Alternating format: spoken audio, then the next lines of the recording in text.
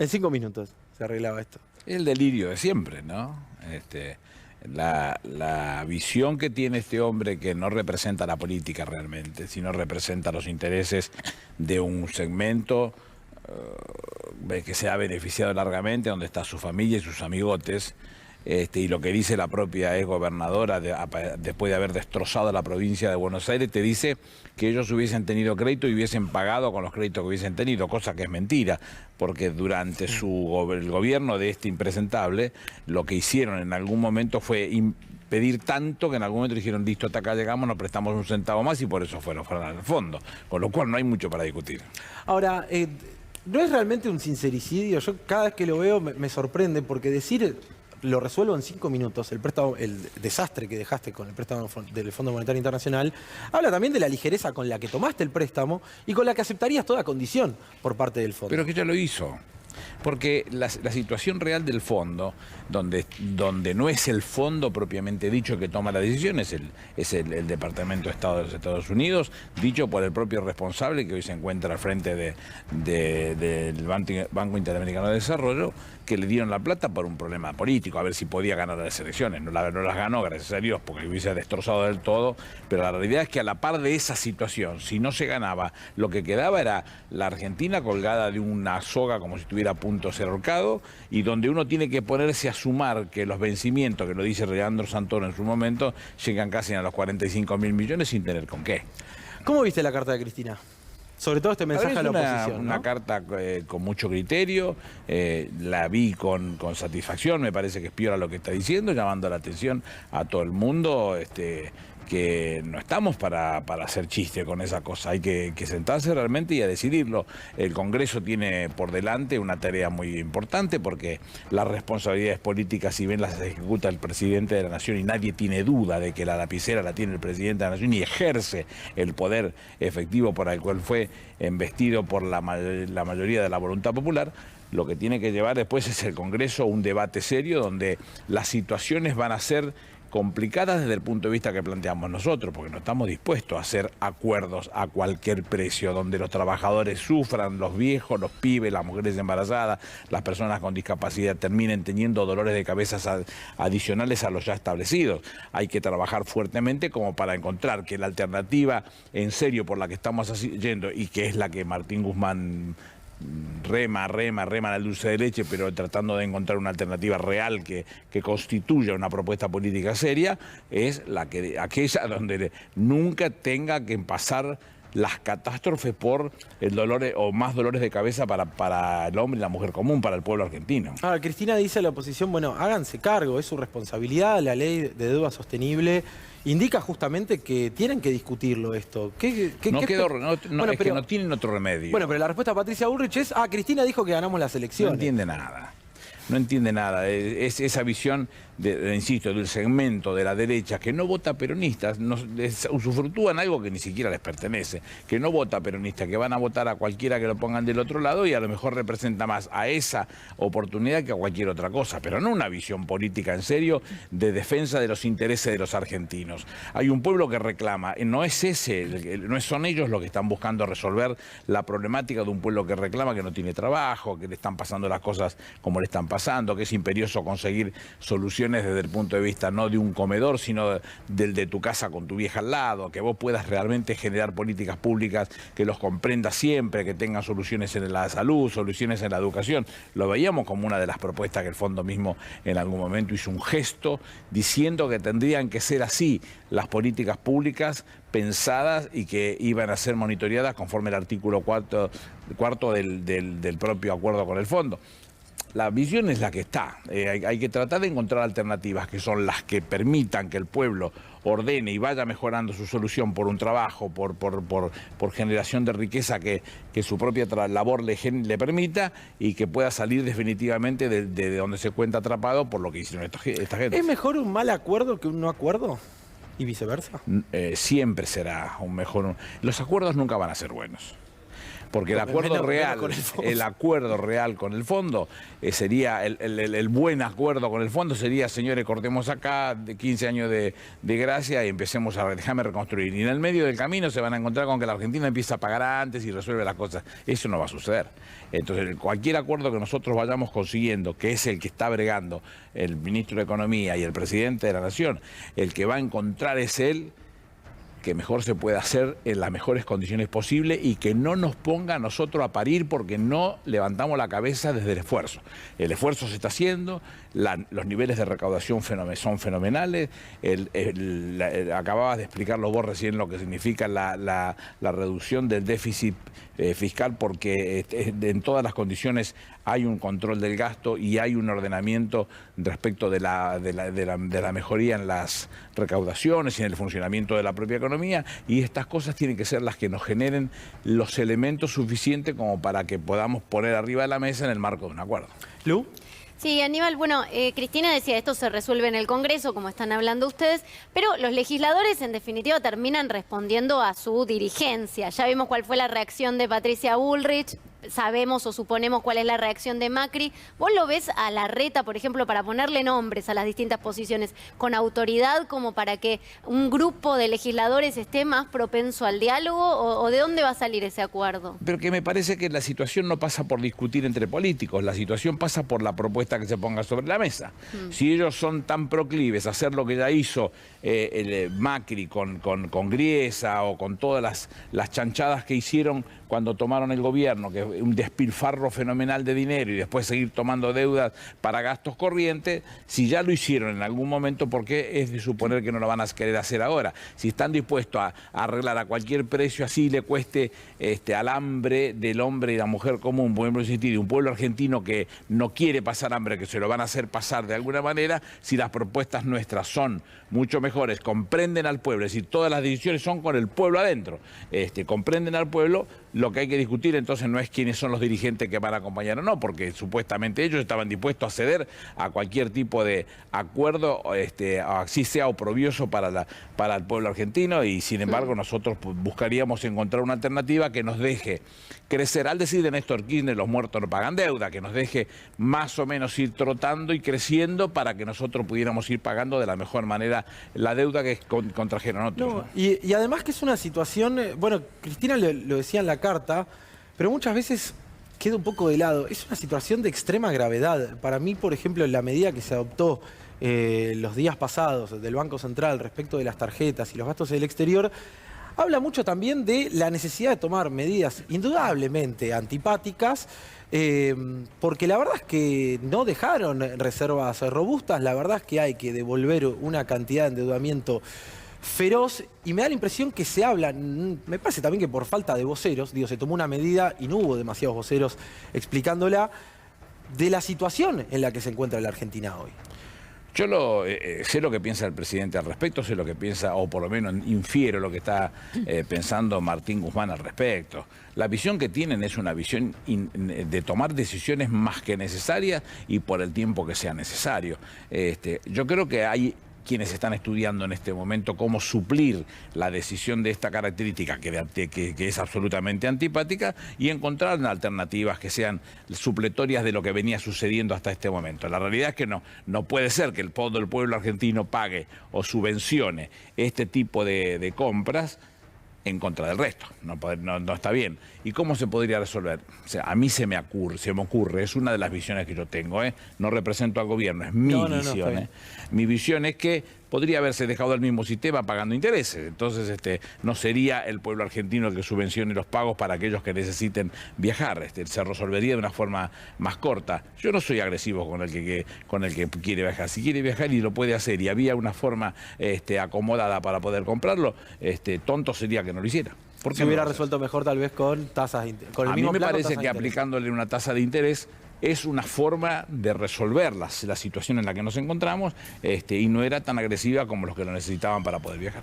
En su momento, en este programa, cuando estábamos los lunes, me acuerdo que charlábamos del precio de la carne y vos me decías, no puede ser que la carne esté en estos niveles y que no se haga nada. Bueno, finalmente se hizo y ahora hay una nueva novedad que tiene que ver con el aumento que hubo entre el 12 y el 19 de noviembre desde los frigoríficos del 20-25%. ¿Cómo lo estás viendo? Todas las cosas sí que tienen que seguir hablándose. Seguramente el Ministerio de Agricultura y seguramente Producción y seguramente el Ministerio de Economía deben estar viendo políticas comunes como para poder acotar y acordar elementos que generen mercado para esa situación específica. Toda la discusión con el tema de la carne que va a China y todo ese tipo de cosas, ya la hicimos, la discutimos y sabemos a dónde tienen que ir esa cosa. ¿Cómo resolver para poder garantizar que la presencia del mercado que impacte como si fueran los que decidieran por otros y se llevan puesto un pueblo que no está comiendo prácticamente nada de carne, es una cosa que no es saludable y que a la corta, no a la larga, a la corta va a tener un dolor de cabeza muy grande para un país. Bueno, seguramente los ministros que son políticos y que tienen la cabeza bien puesta en esto estarán trabajando en ese sentido para ordenarlo. Por eso te consultaba, porque siempre me pareció muy genuina tu opinión al respecto. De alguien que tiene calle. Y ahí hay una encerrona del gobierno, ¿no? Por un lado, la necesidad de dólares, la necesidad de exportar, y por otro lado, la necesidad de que los argentinos puedan comer un bife a la noche. Hay que jugar al mejor equilibrio de todos. Cualquiera de las cosas que se hagan siempre tiene que ser con el pueblo adentro. No puede ser de otra manera, salvo para esta derecha berreta con la que confrontamos en la Argentina, que te hablan de que ganar una elección y no sé qué cosa. La realidad es que cualquiera de las decisiones que se tomen tienen que ser con el pueblo adentro. Tampoco soy antiproductor. El productor tiene que tener beneficios, sí, claro, los tiene que tener. ¿Cómo hacer para llegar a un punto que le permita colocar su producto en algún lugar con buena performance, que le dé ventajas competitivas para poder tener un nivel de stock también lo suficientemente importante y reconocido, que puede trabajar de la mejor manera colocando otros nuevos productos, pero además y que el argentino no pague 2.000 pesos una tira de asado. Claro, una tira de asado a esa plata. Eso es lo que no puede pasar. Sofi. ¿Qué tal? ¿Cómo va, Aníbal? Buenas noches. Siguiendo en esta misma línea de el Frente de Todos, la carta de Cristina Kirchner y de ciertas diferencias que siempre fueron a la luz de la sociedad y que son conocidas, para quien está mirando y que tal vez tiene cierta preocupación de cómo está el Frente de Todos hoy en sus relaciones. Se habla de un enojo de Máximo Kirchner con el presidente Alberto Fernández, Cristina Kirchner que habla a través de una carta. ¿Cómo está hoy el Frente de Todos de cara a los 2 años que viene en sus diferencias internas? El Frente de Todos tiene que gestar políticas públicas. Hoy no hay otra cosa para hacer que no sea eso, y que es el fondo de la cuestión y que es quizás la responsabilidad y los gestos más loables en términos de la política, gestar políticas públicas. Y para gestar esas políticas públicas es tratar de llegar al consenso entre los distintos sectores que componen un frente. Es un frente, vuelvo a insistir, siempre insisto y lo repito, que yo aprendí a ser frentista con Juan Perón. Esas decisiones que se tomen tienen que ser coherentes y en el marco de las posibilidades que se tomen para cumplirlas, para poder llevarlas a la práctica. No sé si uno discute con el otro, está disgustado, no está disgustado. Me tienen sin cuidado. Mientras la cosa funcione. No. El presidente es el que tiene que tomar las decisiones y tiene que tomar las decisiones. La carta de Cristina creo que es una carta que apuesta a lo que se está haciendo y lo que está poniendo blanco sobre negro respecto de quiénes son los que tienen las responsabilidades de llevar a la práctica, porque se va a tener que discutir en el Congreso. Lo que todos criticamos durante mucho tiempo de que se decidía en el Poder Ejecutivo sin ningún tipo de participación popular, de alguna manera, porque el Congreso lo que está representando es el pueblo en sus bancas, ahora lo van a tener que hacer. Y el presidente va a estar tomando decisiones de fondo para mejorar esa performance de la mejor forma que pueda. ¿Sentís que después del domingo electoral el presidente se levantó con la espalda un poco más ancha? El presidente viene tomando decisiones desde los 90 días que le tocó gobernar sanamente.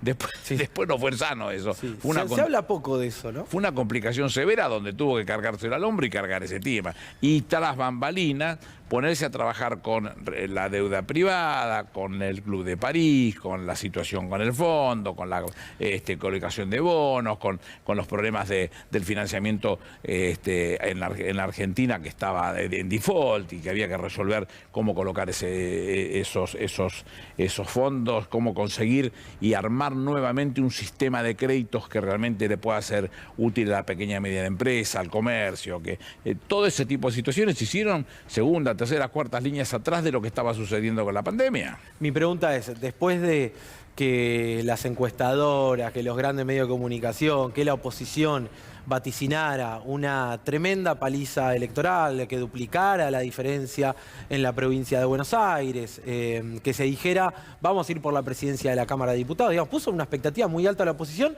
que de hecho no pudo disimularlo en sus rostros el día de las elecciones. Pero la realidad es que eso se parecía mucho más a lo que querían que a lo que podía suceder. Bueno, pero da la sensación... Es lo que querían, pero no es lo que podía suceder. Pero da la sensación que fue como una revancha para el Frente de Todos, o que por lo menos el Frente de Todos se levantó con más aire político. El Frente de Todos tiene mucho más para crecer todavía aún, porque todo lo que se consiguió ahora y ventajas que pudo haber sacado de la derecha tienen mucho que ver con eso que se hizo, con ese esfuerzo, le pasó a los poderes ejecutivos de la mayoría de los países en el mundo. Esos esfuerzos que se hicieron, denodados esfuerzos para cumplir con una solución a un mal que aqueja a un pueblo y que el pueblo sabía que lo tenía que hacer y que no lo contabilizaba como que tenía que debérselo a alguien o reconocérselo o darlo por entendido porque era una situación absolutamente complicada mundialmente y que las soluciones tenían que caminarse por otra vía. Vuelvo a insistir, basta con ver la situación de la mayoría de los países, entre ellos Alemania o tantos que han pasado por situaciones complicadas. ¿Por qué no íbamos a pasar por una situación complicada nosotros? Pero en el caso puntual al presidente, muchas de esas cosas se vieron ya, no tiene la misma visión que tuvieron unos meses atrás en otros países. Vos decís, esta fotografía electoral del no es la misma que hace 6 o 7 meses atrás en otros países. Y decís, fue la peor de todas. Es el piso. Sí, claro que fue la peor de todas. No va a ser la que va a sostenerse en este caso. Las situaciones respecto del déficit primario, déficit fiscal ordenado respecto al tema de la situación financiera, porque no es lo mismo una cosa que la otra. La presión que se está haciendo a nivel mundial para ordenarse en las cuentas es, diría, de un orfebre lo que está haciendo Martín Guzmán, y que el presidente es el único que toma decisiones respecto del funcionamiento de esas acciones para seguir adelante. Todo lo que se ha llevado o lo que se ha hecho respecto de la oposición, que solamente se dedicó a estorbar, no ha hecho un gesto saludable respecto de lo que le pasa al pueblo, y el pueblo tampoco se lo asigna como que ellos tuvieran razón. Lo que hace en este caso es lo que sucedió en el resto de los países, es una solución que esperaban, que la encontraron, que la tienen, que la tenemos, no que la tienen, que la tenemos, que nos vacunaron, que nos cuidan, que nos protegen, pero como que nadie le tiene que deber nada a nadie, y me parece saludable que así sea. Y bueno, ahora veremos cómo se va a proyectar estos 2 años el presidente hacia su reelección. Es todo para arriba desde acá. Decimos. Totalmente. Vos sabés que el otro día hablaba con un importante referente de la oposición, off the record, y me decía que habían discutido mucho puertas adentro de Juntos por el Cambio con Patricia Bullrich, que entendía que había que endurecerse, que la sociedad les dijo vayan por todo, digamos. Y esta persona me decía, lo que no entendió Patricia Bullrich es que en realidad no ganamos la elección como Juntos por el Cambio, sino que fue un voto bronca, un voto de enojo contra el gobierno. ¿Entendés que pasó algo de eso? Yo no sé si fue voto bronca contra el gobierno. Yo sé que hay muchas cosas que no se pusieron a resolver. Estados Unidos aplicó el primer año de la pandemia 12% del Producto Bruto Interno a la solución, y el segundo año 12% del Producto Bruto Interno. Nosotros aplicamos el 6%, porque no teníamos forma de hacernos del crédito. Esto que dice Vidal, que es una sinvergüenzada de las tantas que comete, no es otra cosa que una visión errónea de lo que sucedió, porque a ellos les cortaron el crédito hacía mucho tiempo y por eso fueron al fondo. Y no tenemos crédito, y no tuviéramos tenido crédito, como dice esta señora, para pagar las deudas que se tienen. Todo este tipo de situaciones son las gráficas contundentes de lo que fue sucediendo con la pandemia y la pospandemia, y soluciones que nosotros tenemos pegadas ahí con saliva, porque tampoco está para gritar tenemos todo resuelto, y hay que ser cuidadoso y respetuoso de lo que se viene para poder cumplir y acabadamente encontrar soluciones concretas y responsables con este tema. Entonces, es mucho lo que hay que hacer, es mucho lo que hay que prepararse, Yo no creo que sea enojo, pero faltaron muchas cosas y soluciones que hubiéramos preferido tenerlas y haberlas dado oportunamente y no se pudieron hacer. Actividades que casi estuvieron a punto de desaparecer, como pasó con la hotelería, como pasó con la gastronomía, bueno, muchos que sobrevivieron casi con la agüita a la punta de la nariz. Hoy están empezando a ver un poquitito que se le mueven las cosas y uno tiene que festejarlo. Eso, bueno, ese es el camino que nosotros vamos a empezar a ver. Desde acá en más, que todo eso es un efecto real que el presidente pensó. Ariel Sack. Lo llevo para el tema de la justicia, si me permite, ministro. Usted es abogado y contador. En los últimos días hubo una causa en la cual fue sobreseída la vicepresidenta Cristina Fernández de Kirchner y el resto de los imputados. La oposición salió a decir, es momento de un cacerolazo. Hernán Lombardi, de hecho, lo escribió así, y empiezan a sostener que la justicia está manipulada y que Cristina Fernández de Kirchner en realidad debería estar sentada en el banquillo de los acusados en el caso Otesur Los Sauces. Usted debe conocer bien el caso, debe conocer muy bien el Estado por dentro. Estas causas siempre tienen algo que ver con el Estado. Quería su opinión sobre el fallo y por supuesto su opinión sobre cómo reacciona la oposición a una decisión de la justicia. El fallo habla específicamente de determinadas acciones que van a tener un rol de continuidad y que en la aplicación de la ley más benigna hace que se extinga la acción penal. Esta visión no es una visión antojadiza del que está hablando, es una visión que arranca en el 2014 con el fallo Granillo Campo, en el cual dice con toda claridad que la aplicación ante un delito, la aplicación de la ley más benigna hace que se extinga la acción penal. 2014, fallo Granillo Campo. En el 2017, la misma Corte, con otra composición, porque en aquel momento Maqueda y Lorenzetti sí habían votado por el fallo Granillo Campo, en el 2017 ni Maqueda ni Lorenzetti votaron porque ellos sostenían que el 2x1, que es lo que se había aplicado específicamente en ese momento, no aplicaba para los casos de delitos de lesa humanidad. La visión que se tuvo en ese fallo, que es el Muiña, es la que utilizó este Tribunal Federal. Primero quiero hacer una aclaración, porque lo dice hoy Morales Solá en La Nación. Yo no conozco al juez, no hablé nunca con él, ni lo vi, ni por teléfono, ni si hoy me dan 10 millones de dólares para verlo entre 10 personas, lo pierdo porque no sé quién es. El juez Grunberg. El juez Grunberg. Claro, no, el otro. Obligado. Bueno, no lo conozco, no sé quién es, pero te lo cargan lo acusaron de tener vínculos con Obligado. Y pareciera ser, dice Morales Solá, que es amigo mío. No lo conozco, no sé quién es, no lo vi nunca. Y lo que está diciendo, lo que están diciendo específicamente el Tribunal Federal, que si ellos siguieran adelante con el juicio termina sobreseído, porque la realidad es que no tiene ninguna razón de ser por ese tema que se investigó mal. No, es que no había ninguna razón de ser si es un delito si es una acción de continuidad la que está llevando en esta práctica y se aplica la ley más benigna, se extingue la acción penal, no tiene mucho para discutirse. Ahora la oposición sale a decir vamos por los jueces. No, dicen lo que quieren, está bien, decir se puede decir cualquier estupidez, en el diario está llena de estupideces que se han escrito al respecto. Alguien que realmente conozca del tema y no tenga mala fe, lo que tiene que ver es exactamente que tiene dos fallos donde la Corte ha sido más que gráfica al respecto y que todos sabemos la importancia que tiene una acción de esta característica para la jurisprudencia de la Corte, en el caso Granillo Campo del 2014 y en el caso Umiña del 2017, y 20 casos que el mismo Tribunal Federal pusieron a la luz para mostrar que no era antojadizo, no era una visión parcial ni amiguera del tribunal, sino que era lo que dice la jurisprudencia de la Corte. Ahora, el daño ya está hecho, ¿no? Sí, hay mucha gente a la que no le sacás de la cabeza. Pero Juan, en tu programa, los domingos, los lunes o los días que has estado, hemos hablado 20 veces de esto y yo te he dicho, todas las causas en las que está Cristina están inventadas. Son inventadas, hagan lo que quieran. ¿A dónde van a llegar? Al tacho de la basura, porque son inventadas. Y además acusaciones duplicadas, ¿verdad? Porque en este caso era la figura de asociación ilícita, que fue uno de los argumentos también que planteó la defensa. En todas se repite de la misma. ¿Cuándo se corta eso? Exacto. Bueno, en el juicio de vialidad, por ejemplo, que es donde Cristina Kirchner está en el banquillo de los acusados, un juicio que tiene 2 años y medio de recorrido, la figura también es asociación ilícita y defraudación al Estado. Sí, en cualquiera de los casos siempre terminamos de la misma, porque como no es un delito autónomo, termina siendo un delito que va calzado con otro delito. El de lavado, en ese caso, el 303 del Código Penal, hablaba específicamente de lo que significaba el autolavado. Y no puede mostrarse con claridad que lo que están diciendo en esta causa específica, en este fallo que acaba de dictar el Tribunal Oral Federal 5, si yo no me equivoco, lo que está diciendo específicamente es que cómo se demuestra que haya un lavado de dinero blanco para hacer dinero negro.